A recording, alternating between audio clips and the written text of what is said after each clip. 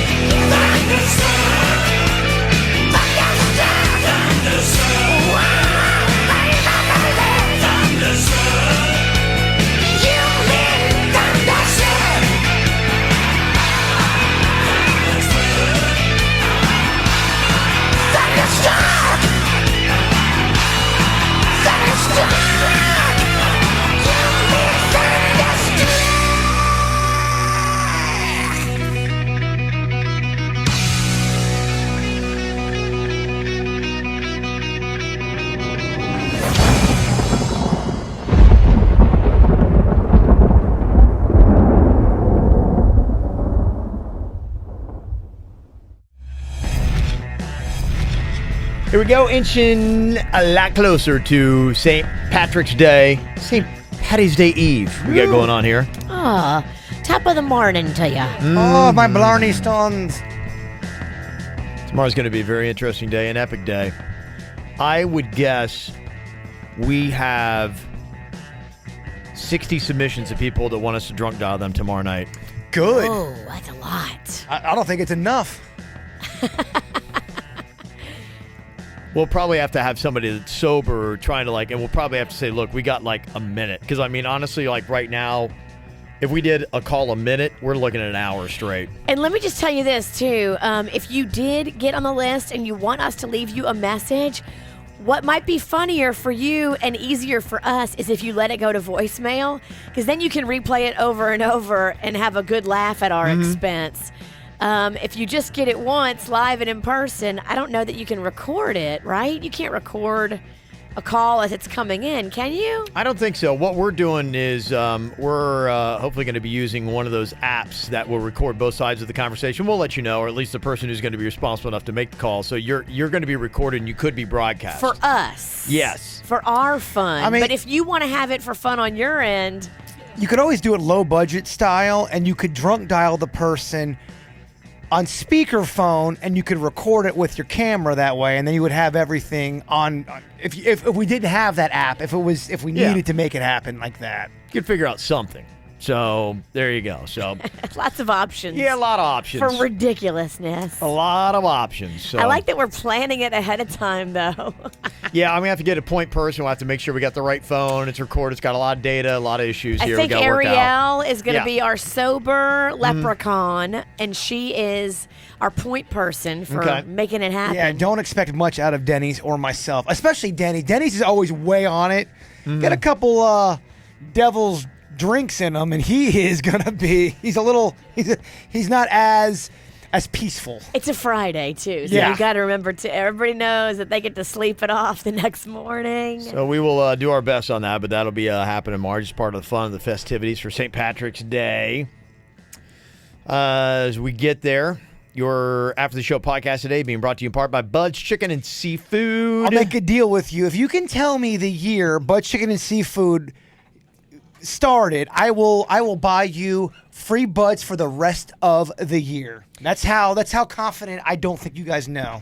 Show me 1958. Holy shit, what do you got?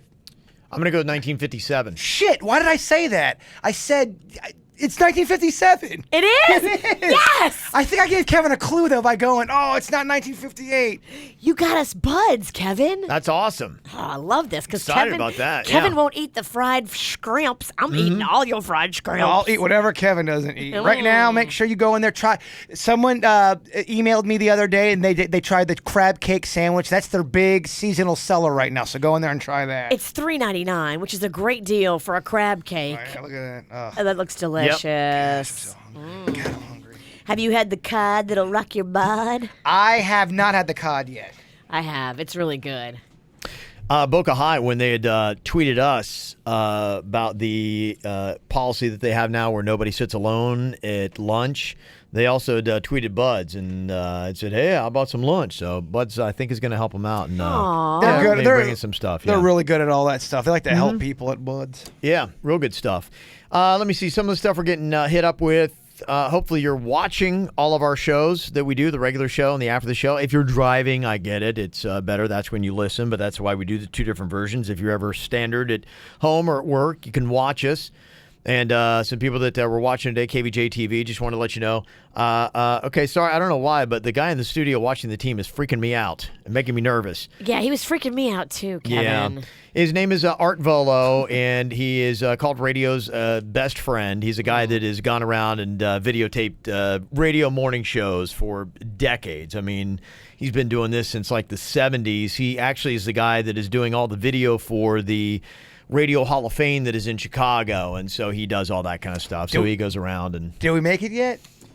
No, our entry's not looking good. Not going to lie. Holy shame. Yeah, not going to lie. I don't think we're going to make the Radio Hall of Fame like ever. But That's okay. Yeah, but hey, we know the guy that does the video for it. I can go to bed at night, not being a Hall of Famer. I'm okay with it. I've known Art as long as you've known Art, and here's one thing about Art. He's in your face, man. Whoa. Yeah, he is. He's in your face. He is in your face, absolutely. So he was in here just kind of hanging out in the 9 o'clock hour today. So that's what he's doing. A lot of times he films, but yeah, we're not doing. He didn't even film anything. Yeah. That's Art. You gotta learn to know Art and love Art. So he's the guy that if you ever wonder when I go up to, he lives in Ann Arbor. And so when I go up to Michigan, he also films all the Michigan football games. So when I go up to the press box, I carry his stuff up there. Remember I said I'd gone up there and carried his equipment and stuff like that and went through the whole security measures that they do to get up in the big house press box. That's the dude I go up there and carry his stuff up for him. So. Oh, okay. Yeah, he's kind of like an old So uncle he's to me. scratching your back a little bit. Well, I mean, I You help get to him go up out. in the press box. Yeah. That's kind of cool. Yeah, he's just, one of those dudes who's been around for a while. He kind of feels like an uncle, so he just comes into town every now and then. And don't mean creepy uncle. I mean, okay, maybe Uncle, never go with uncle as an example. Yeah, you're right, uncle's I'm a an bad uncle, one. and Yeah. trust me, we get a bad rap. Everyone thinks we're creepy. You're right. You can't say uncle. Uncle's synonymous with creepy now. You're right. You can't say uncle. If you're a single uncle what would he be? Yeah. over the age of 30 and you have no kids, oh yeah, you are considered the creepy fucker at the party. Yeah, wow. Trust me, I'm that guy. I just buy mere Club creepy. Yeah, just my stats. Yeah. Well, let's see here. Other stuff that is going on today. We're also getting some messages tweeted to us. We were talking a little bit earlier on the end of the regular show that they had come up with the ruling on Jose Fernandez and had, according to the reports, had been able to determine that he was driving the boat. Yeah, I saw some of the text messages. The fact that we didn't, call him a bunch of names, people were upset about that, how we were promoting someone that did drugs. Well, here's somebody texted in from the 954, said, don't make him to be a hero guy, used drugs and was a junkie, let his fans know what he was about. He was an effing junkie. Well, I don't know anything about that. I don't know if he was using a lot or if it was that night. I'm going on the toxicology reports. And it goes without saying that, yeah, you can't. I think his blood alcohol was like 0.147, something like that. I'm trying to get it pulled up right now to get the exact number, but it's somewhere around there. He had cocaine in his system. Yeah. He had alcohol in his system. He was drunk. But really, the only thing that anybody needs to throw stones at him about is the fact that he was driving a boat after those things. I'm not going to sit up here and crucify a guy for drinking and having a little party on the weekend because he's stressed out. That's not what I do. But when he got behind the wheel of a boat, yes, he did fuck up. And I'm sure wherever he is, he knows he fucked up. Mm-hmm. What are your thoughts on that, though, Kev? Because clearly the guy, he messed up. He made a bad decision. Yeah. People died on that. Mm-hmm. But does that mean his name has to be cursed and you have to call him the worst human to ever walk the planet? This is not even an opinion. I'm asking. He paid the ultimate price. But he also took other people with him, and that's why I think there's a lot of shit being thrown. And then just because someone makes a lot of it doesn't matter. If you make millions of dollars, you're going to already be hated by people because you're an athlete and you're making so much money. And then you're breaking the rules and you're doing drugs on top of that. That's going to rub people the wrong way regardless. It's a jerk move. I think everybody agrees it's a jerk move to get intoxicated and drive anything, a boat, a car. But that's what I'm asking here, because I've seen a lot of just really nasty verbiage about the whole thing. Yeah. And keep in mind, the dude and other people were affected. His families were affected. A lot of people were affected, not just him. It's sad. I'm disappointed because I love the story of Jose Fernandez. I love the guy he was when he was not doing drugs and doing things that he should not do. I love the stories about what a great friend, teammate he was. I loved how great he was at the sport that he played. I love that he played for the Miami Marlins. All that aside, we all are imperfect individuals, and we all have done something that, if given the right circumstances, we could have probably been in a lot of hurt and really made, and hurt other people too. And hurt other people and made a tragic mistake. Anybody saying, not me, let's go through the whole replay of your entire life and every decision that you've ever made. And I'm sure there is one part of your life where if things had worked out a little bit differently, things could have gone wrong for you. You are not without blame. There is not one person on this planet that is without blame. I'm not trying to justify what he did. No, not at all. Everything that he did was not what he should have been doing. He It's awful. is an athlete, and he's got to watch now. Legally, you can drink cocaine. You cannot. That is illegal. He's breaking the law. That is wrong. Getting behind the wheel, absolutely wrong. And you're right. Everything that came through and what it equaled out was the worst possible total that you could get. So that is horrible and that's tragic, and not to make light of that. But we all are beings of light and darkness. We all have the potential for good and bad. And it's not to have one overshadow the other. It's to let people be aware of both and say, look, we all walk this path. We all walk a line that given a bad day or bad decisions, we could easily jump from one side to the other. It could happen. And it's a reminder for those of us who are trying to walk the straight and narrow path that unfortunately these people are examples. You have good examples and you have bad examples. And unfortunately, Jose Fernandez did a lot of things that were good. The stories of him, if you go hang out at Gardens where you threw out the first pitch, I had people coming up and saying he would come out and he was so great. He would hang out with the kids. He would show the kids how to throw the baseball. He was just a really solid dude. Those kind of moments shouldn't go unnoticed as well. And it's not saying his whole life should not be all black and negative. That's what I'm asking, because that's what I'm seeing. I'm seeing a lot of that. His life is good and bad. You can't forget the bad that ended his life and the bad decisions that he made. And he, I'm sure, aside from that, made a gazillion bad decisions in his life. And unfortunately, he paid the price for it. But we have to learn from those kind of people. And we also have to watch who we put on a pedestal, too, because I, for one, being a person that loves sports, you a lot of times become seduced by their athleticism and the stories and the moments that they create and the feelings that you have when you watch those moments. And you've got to separate and remember that this is a human that is having a great moment. But keep in mind, he is still fallible. And it's also a good lesson, and this is happening more and more.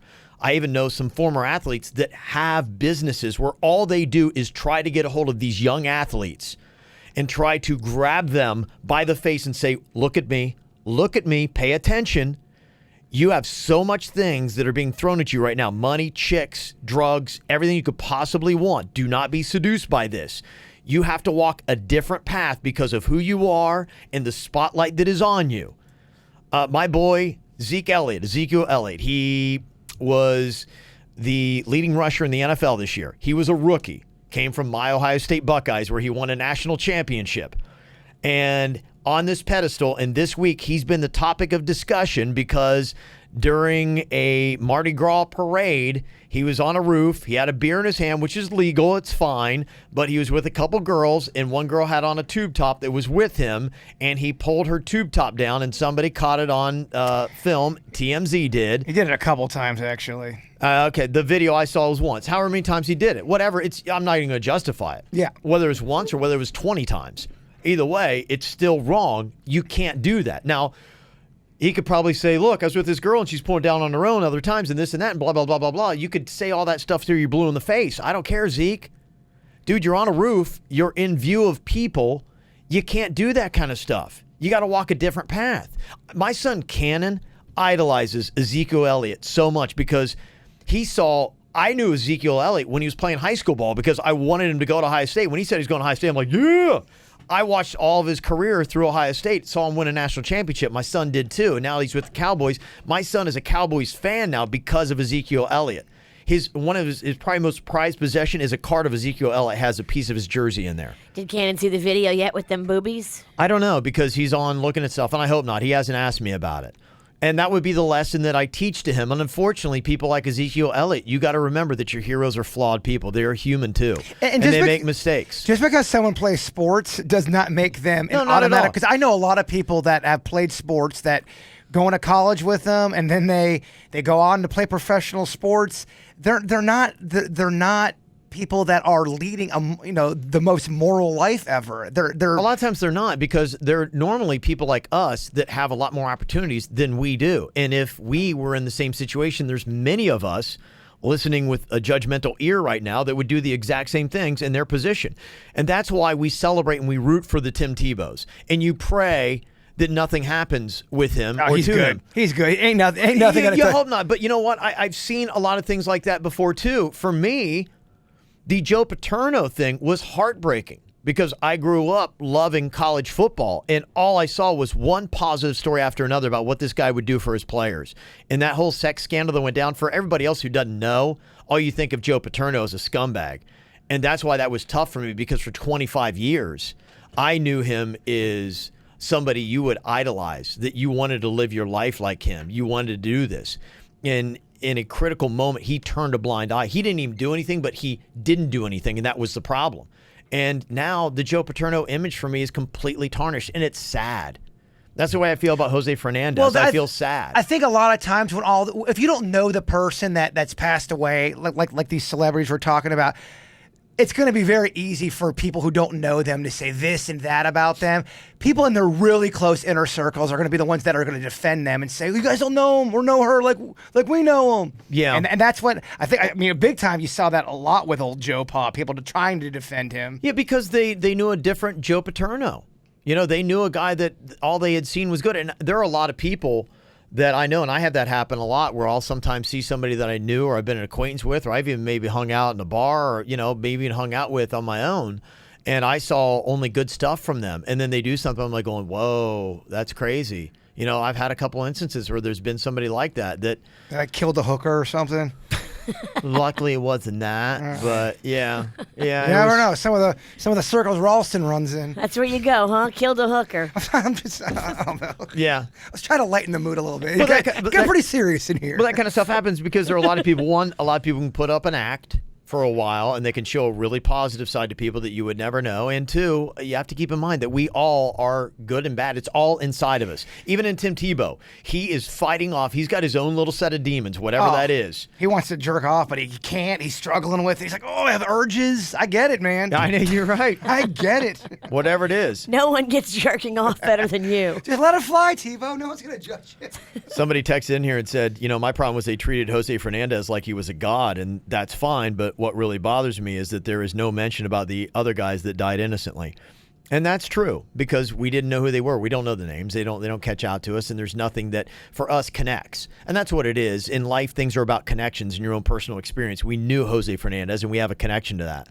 And now I think that's the biggest thing is Jose Fernandez made a decision, and those guys, by being on the boat with him, who knows what happens. They all collectively made a decision, and he drove a boat into something that took their lives unfairly. The other thing, too, people don't like is when someone has a great opportunity like he had. I mean, he was pitching in the major leagues and arguably having he was having a great season. People don't like seeing people piss away opportunities like that. Sure, and it did. I mean, the that's life why people get mad. daughter, everything else for kids. My son, again, a Marlins fan.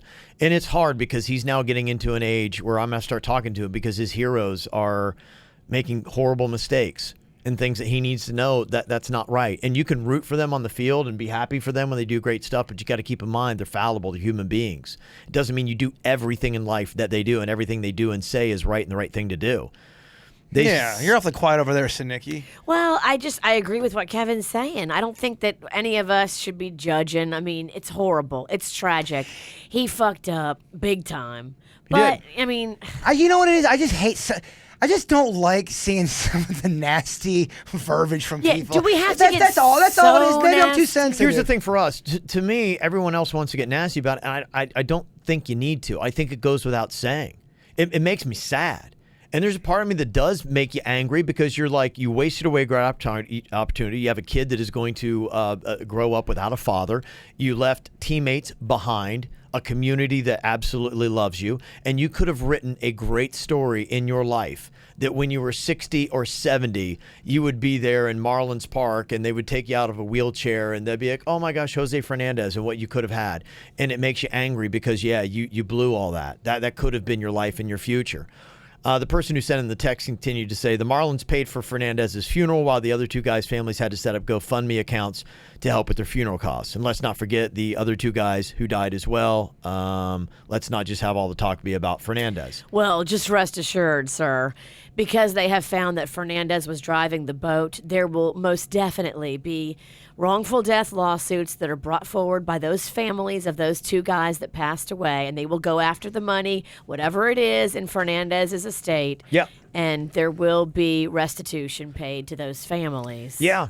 Yeah, it is. And it's... And it really kind of works out good for them that it was Fernandez driving, because those families now can have a little bit of something to ease their pain, and they're not going to have to be struggling emotionally and financially. Yeah, that's going to be the end result of it. But if there's anything that we take away from this, I think that it is good for anybody to remember that one bad decision. You're so right. You know, I've been texting this morning and yesterday with Jennifer from our KVJ Nation. Jennifer lost a very close friend to a drunk driver. Just, I think Monday night it happened.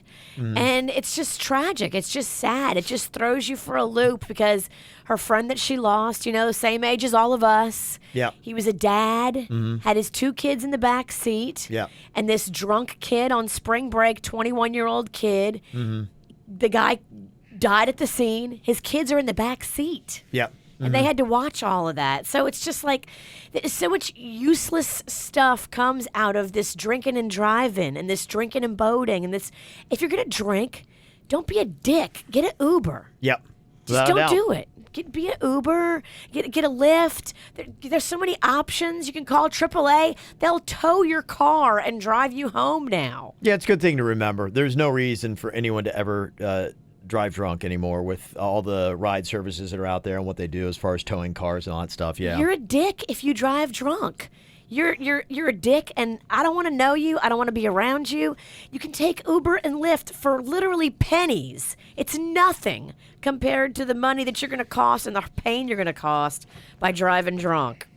Positive for baseball, though. Got to say, there's this guy who plays for the Royals. His name is Eric Hosmer, and he crushed a home run for the U.S. The World Baseball Classic is going on against Venezuela, and he's a South Florida boy. Yeah, he's American a good ball Heritage, player. Yeah, American Heritage Plantation. So there is one positive out of all that. Other stuff we got going on here. Emails today. Moving on to what you got to say. Declan here from Jupiter talking about condom jerkers. It sounds kind of judgy already. He said, come on, guys, don't play dumb. What? I find it hard to believe that none of you guys jerked off inside a condom. Okay, good. He's one of us. All right, nice. He said, I'm sorry. I didn't know anything about this. Yeah. I get why a guy would jerk off in a condom and then do everything in his power to hide the evidence. I mean, that's what you do. He said, there is a whole community of us condom jerkers. Even Lil Dicky raps about it in the classic male pregame. I get spins, high and drunk. I get the spins, high and drunk. I throw up in the shower. Now I'm jerking off inside a condom. So he said, yeah, there you go. And not to mention the cleanup is so much easier. Also goes on to say, when I was a teen, I always did it with a condom, but being a hormonal jerking machine, sadly, I had to quit the habit. Buying a box of condoms every day really takes a toll on your wallet. But if you've never jerked into a fire and ice condom, you're missing out. If you have the money to afford the condoms, I highly recommend it. It's arguably better than the real deal. I do not like fire and ice condoms. Oh, Does that burn your... For real sex, I don't like the fire and ice ones. It makes me feel like that I'm putting my penis in like Listerine. I don't like it. That ain't good. No, and do not ever play with yourself with Head and Shoulders.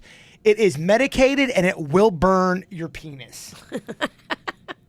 Valuable information you get here. That actually is very valuable information. I know there's some millennials out there that haven't tried it yet. Don't do it. Got this email.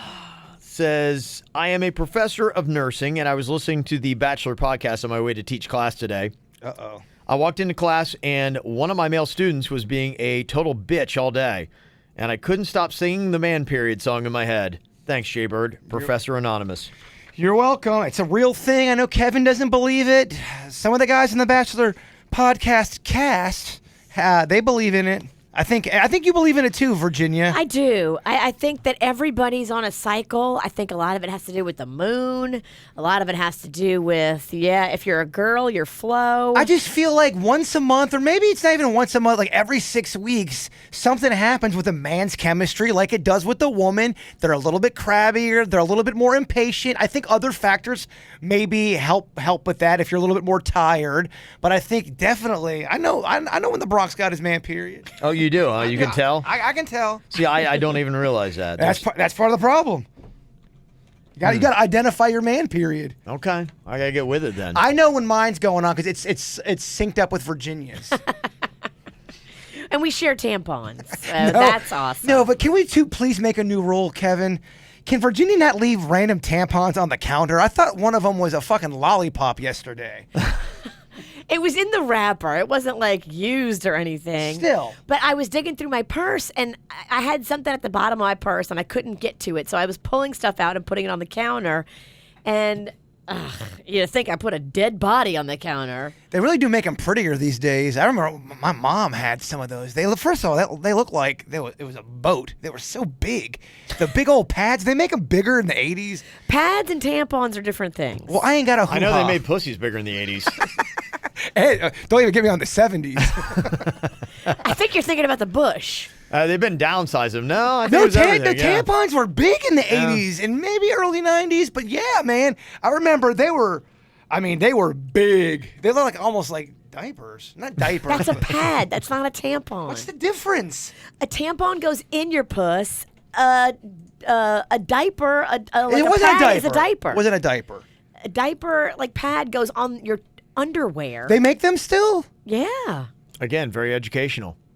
Thank you. You never go with the pads? Well, we don't have to get into this. Rarely. I mean, I do sometimes, but it's very rare. I got this from Melissa. She said, we as therapists, just for your question about psychiatrists, cannot say hi to our clients in public unless the client comes up to us first. This is because of confidentiality and people knowing what we do, so it automatically out our clients. If you come up to us, we can then engage in a conversation. Well, I did engage, and my therapist at the time kind of gave me the eyeball look, and basically in one look said, go fuck yourself. Really? Yeah, in one look. Yeah, I'm like, hey, Dr. Blank, how's it go? Nope, kept on going, looked at me, kind of disgusted. Aww. Yeah. Wow. That is tough. You pay that guy. I did pay that guy. Sucks. He asked me one time, and I swear I wasn't, in a session, have you been drinking today? I wasn't drinking. Have you been drinking today? I don't think me and him clicked. I know where he's coming from. There's some days, I swear you're hammered. That's fine. I'll own it. Let's see. This email says, hey, guys, Smalls from Delray. There is a situation at work that I'd like to see what you guys have to say about it. Need to try to get a course of action here. Now, I work for a very large, reputable company, and although we're not super corporate, we all like to present ourselves very nicely and take pride in our appearance. Well, that being said, we got a colleague who's been wearing the same pair of stretchy pants for about 45 straight work days. What? Give or take a day or two in the beginning before I caught on. Now, these pants have two distinguishable markings on them from the marker, so we know they're the same ones. And there's a debate now between the people in our office, and there's a couple theories that are floating around. One, maybe she bought a bunch of different pairs of the exact same brand and color pants and just chooses to wear them over and over. Still kind of weird, but okay. That's possible. Theory two, she goes home and washes them every other day or so, and again, chooses to wear the same pair. Also weird and unlikely, but okay. Three, she's wearing the same fucking pants for going on 2 months straight. Now, I understand wearing some clothes repeatedly is not a big deal. Hell, I've worn the same pair of jeans to work for a couple days straight and didn't feel weird about it, but that's really where the trend stops with me. But again, we're talking about tight, stretchy pants that are touching all of your skin from ankle to waist and certainly tucked up into areas where one wouldn't want to wear the same pair over and over again. I listen to your show and podcast every single day and proudly consider myself part of the KVJ Nation. Nice. I was looking to see what you guys thought about this. Potentially gain another perspective, maybe, but really just want to listen to you guys make fun of the situation. I'm not the type of person to take this up with HR or even confront her on this because, honestly, if you want to be nasty and not change your pants for 2 months straight, that's on you. Thanks, you guys are the greatest. Smalls. Okay. Either way, it's weird. Just because, I mean, why would you want to wear the same pants every day? That's bizarre. Either she's dirty. You got to look at other things, too. This is a telltale thing you can do. Look at her car. Look inside her car. That'll tell you real quick how she takes care of stuff. She might be suffering from depression, believe it or not. Sometimes people who are really depressed, they don't want to...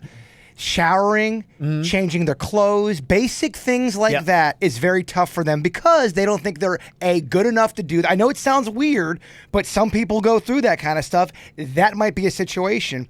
She may not even care that people even know because she's so sad. She might care. Now, there's a movement of people now that have, trying to maximize their lives and all these kind of stuff. There's a lot of articles on this where people are trying to take away that decision-making time in the morning on what they're going to wear, and they say, you know what, fuck it. I'm just going to put on something that's easy. A uniform. And uniforms are actually kind of awesome sometimes. Some people are doing it because, it's just one less thing they have to think of. Now, I don't know how much brain power it takes and how much time it really does, but people are trying to live to maximum efficiency are saying, hey, when I grab the same thing every single day, it's all good. Why not just put it on and just go?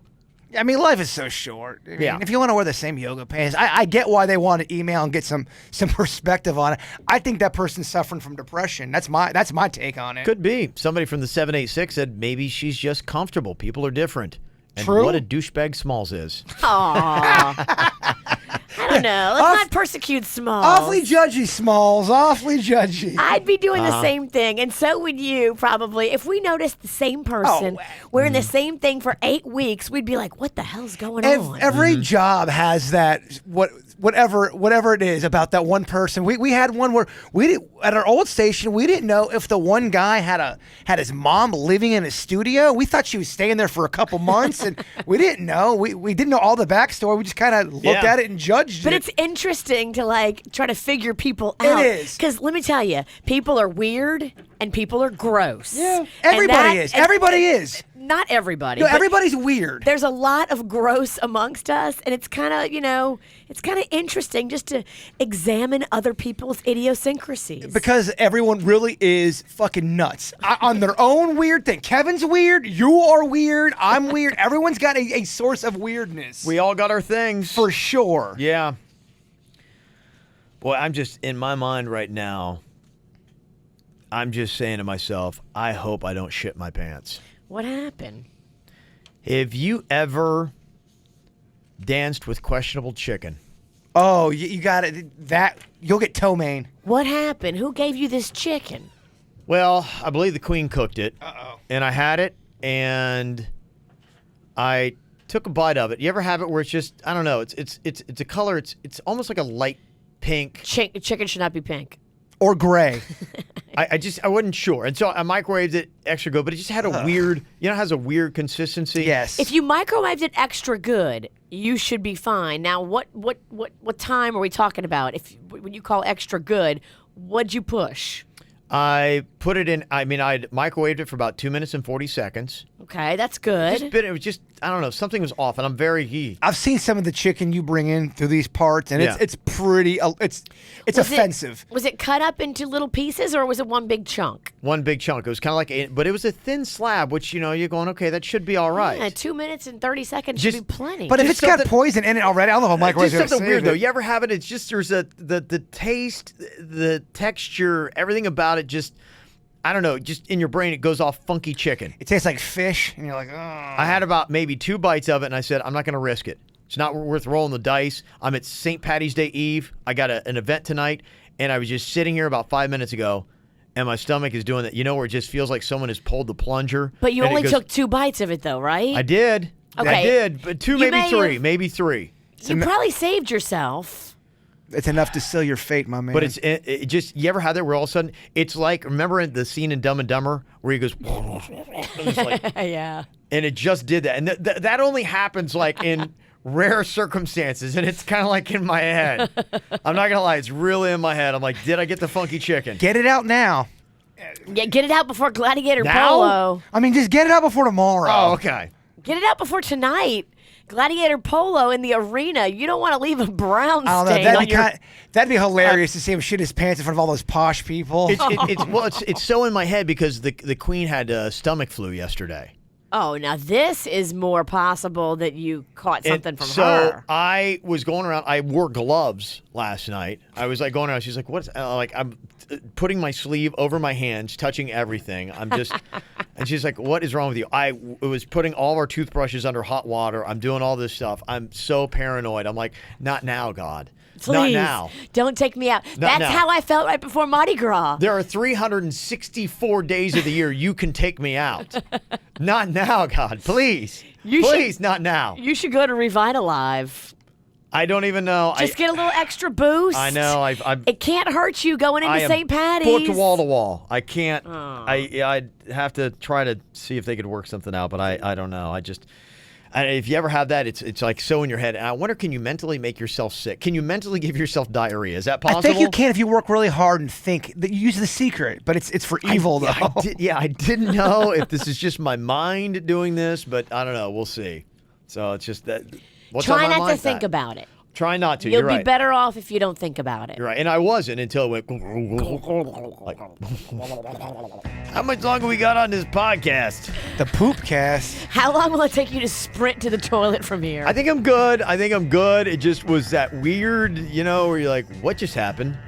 What's going on inside of me right now? All right, y'all. We got a lot of stuff going on today. If you would like to see Jaybird on the horse, hopefully he'll fare better on the horse than he did the bicycle. I don't know. I might fall off the horse on purpose, Kevin. I'm just kidding. I hope you don't, because the horse might step on That's what you. I'm saying. I'm fucking taking this shit seriously. If at all possible, stay on the horse. Yes. By every means and any means necessary. Do not fall. I'm not going to be falling off of the horse on purpose. That I can rest assure you on.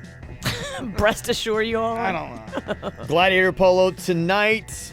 Doors open 6 p.m. It's at the Equestrian Village at the corner of South Shore and Pearson. You can check that out, Jaybird. Not sure exactly what time he's going to be on in the whole thing. We're going to meet up there at 5 and get him situated and all that. So I assume he's going to start things off, but we'll see. I got me a Vuber today. Virginia's picking me up. Oh, very nice. A Vuber or a Vift? What do you like better? Vift. Okay, I'm getting a Vift today. Okay. Me and baby Rocco are going to come scoop you up. Hopefully you'll see y'all out there. If not, then tomorrow for the KVJ St. Patty's Day Bud Crawl. So a lot of stuff going on. Any details and all that stuff, go to our website, kvjshow.com. We'll see you. Cleveland Clinic, Florida provides individualized treatment plans for excellent outcomes of health problems ranging from the most common to the most complex, even in cases considered untreatable by others. Cleveland Clinic, Florida. Every life deserves world-class care.